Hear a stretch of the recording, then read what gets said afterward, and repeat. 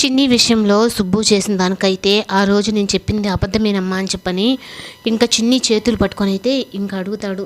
అయ్యో నాన్న మీరు అలా అనుకోకండి, నేను నా విషయంలో ఇంకా దేవుడే అంత తప్పు చేశాడు, తల్లిని అలాగే తండ్రిని ఇద్దరిని దూరం చేసి నాకు మంచి అమ్మ నాన్న మీ ఇద్దరి రూపంలో ఇచ్చాడు, నేనెంత మిమ్మల్ని క్షమించమని చెప్పని అడుగుతున్నారు నాన్న అని చెప్పనని అంటుంది. నేనే ఇలా అడుగుండకూడదు అని చెప్పని అనేటప్పటికీ ఇంకా మధు అర్థం చేసుకుందని స్వరూప కూడా అయితే చాలా బాధపడుతుంది.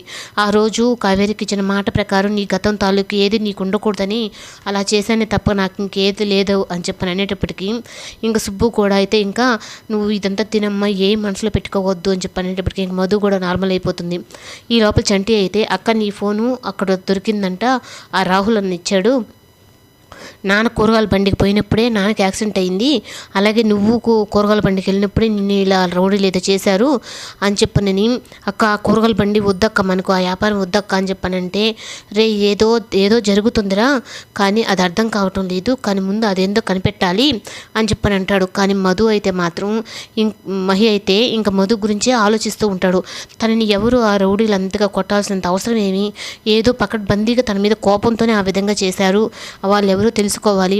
కానీ మధుని చూసినంతసేపు నాకు చిన్ని జ్ఞాపకం ఉండటం లేదు, మధుని చూడాలనిపిస్తుంది, ఏమై ఉంటుందని చెప్పనని అయినా మధుకి ఎలా ఉందని చెప్పనని ఇంకా పొద్దుకైతే ఫోన్ చేస్తాడు.